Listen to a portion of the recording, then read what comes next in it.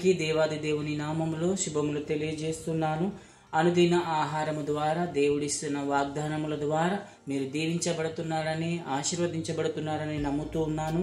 ప్రతిరోజు దేవుడు మీతో మాట్లాడుతున్నట్టుగా మరి ఈ రోజు కూడా ప్రభువు మీతో మాట్లాడుతున్న మరి వాక్యము ద్వారా మనము జాగ్రత్త పడుతూ ముందుకు వెళ్దాము. 33వ కీర్తన 4వ వచనాన్ని మనం చదువుకుందాము.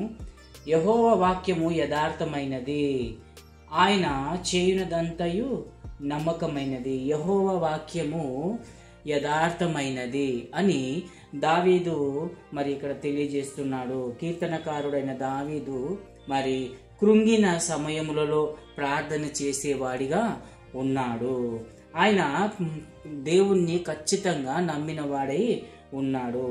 దేవుని సహాయం కోరిన వాడని, ఆయన నమ్మదగిన వాడని, ఆయన మాట్లాడిన ప్రతి మాట కూడా సత్యమని తెలియజేస్తూ ఉన్నాడు.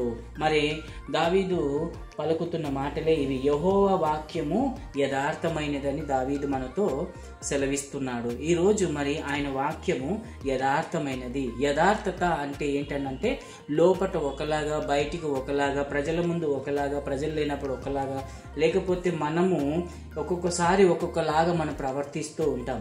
యథార్థత అంటే అది కాదు. ఒకేలాగా ఉండడము, సత్యమై ఉండడము, రైట్గా ఉండడము, కరెక్ట్గా ఉండడము.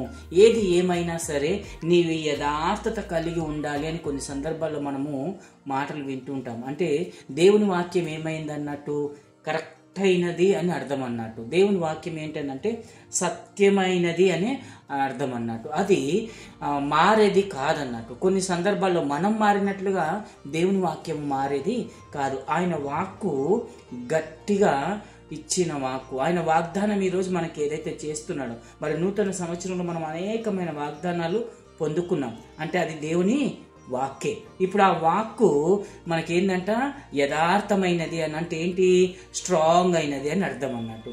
అలాగే అది ఏంటంట? సత్యమైనది అంటే నీకు వాగ్దానం చేసిన దేవుడు దాన్ని చేసే తీరుతాడు. మరి ఈ సంవత్సరం నీకు ఏం వాగ్దానం చేశాడు? ఆ వాగ్దానాన్ని పట్టుకొని మరి ఈ యొక్క దేవుడిస్తున్న మరి వాక్కును పట్టుకొని ఆయన వాక్కు యథార్థమైనది అని తెలుసుకొని మనం గట్టిగా దాని నిమిత్తము ప్రార్థన చేస్తూ ముందుకు వెళ్లాల్సిన వారమైన ప్రియ సహోదరి, ప్రియ సహోదరుడా, ఈరోజు దేవుడు నన్ను ఏ రీతిగా దీవిస్తున్నాడు అనేది మనందరికీ తెలిసిన విషయమే. కాబట్టి ఆయన వాక్యాన్ని మనము యథార్థమైన వాక్యాన్ని పట్టుకొని ముందుకు వెళ్ళాలి. మరి నువ్వు ఈరోజు ఒకవేళ యథార్థత లేని జీవితంలో ఉన్నావేమో ఒక్కసారి జ్ఞాపకం చేసుకో. మరి అటు ఇటు తిరుగుతున్న వాడివిగా ఉన్నావేమో జ్ఞాపకం చేసుకో. ఒకసారి ఇలా ఒకసారి అలా ఉంటున్నావేమో జ్ఞాపకం చేసుకో.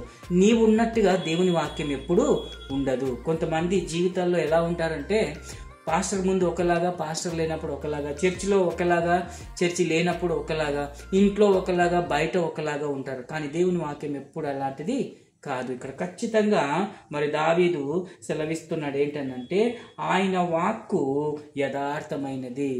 ఆయన వాక్కు యథార్థమైనది అంటే ఇంగ్లీష్లో చక్కగా ఉంది. ఇట్ ఈస్ ఏంటంట?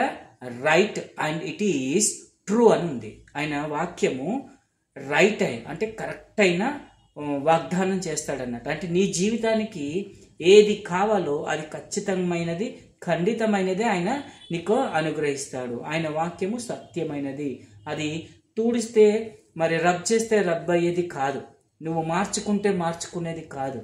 మరి చాలామంది జీవితాల్లో మరి ఏదో మార్చుకోవాలని అనుకుంటారు. కానీ అది అసలు ఎన్నటికీ జరగని పని. కాబట్టి ఈ విషయాన్ని జ్ఞాపకం చేసుకుంటూ ప్రియ సహోదరి, ప్రియ సహోదరుడా, మనం ముందుకు వెళ్దాం, ప్రార్థన చేసుకుందాం.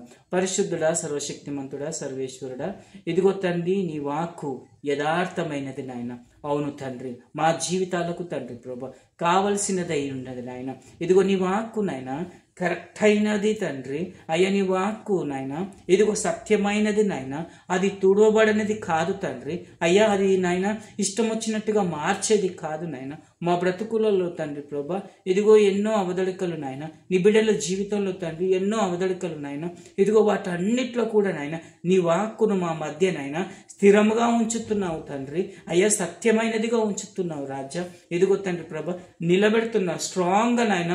నాయన నీ వాక్కును నిలబెడుతున్నందుకు వందనాలు, స్తోత్రాలు తండ్రి. ఇదిగో తండ్రి మా ప్రియులు ఉన్న బిడ్డలు తండ్రి ప్రభ, ఎవరెవరైతే నాయన ప్రభ ఇదిగో యథార్థమైన వాక్కు కొరకు ఎదురు చూస్తున్నారు నాయన, యథార్థమైన జీవితం కొరకు ఎదురు చూస్తున్నారు తండ్రి, యథార్థమైన తండ్రి ఆలోచనలతో ఉన్నారు తండ్రి. అయ్యా యథార్థమైన జీవితం ప్రయాణంలోనికి నాయన బిడ్డలు ప్రయాణం చేయాలని చూస్తున్నారు తండ్రి. వారిని దీవించండి, ఆశీర్వదించండి. యథార్థత లేని వారిని, అటు ఇటు ఉన్న వారిని అయ్యా ఇదిగో తండ్రి ప్రభ బయట ఒక్కలాగా లోపటొక్కలుగా ఉన్నవారిని మీరు ఈరోజు మాట్లాడుతున్నట్టుగా తండ్రి కనికరించండి, కృప చూపించండి, దయ చూపించండి. నీ బిడ్డలందరినీ కూడా దీవించి ఆశీర్వదించమని ప్రభువును రక్షకుడును యేసుక్రీస్తు పరిశుద్ధ నామంలో చిన్ని ప్రార్థన సమర్పించి అడిగి వేడుకుంటున్నాం తండ్రి. Amen, amen, amen.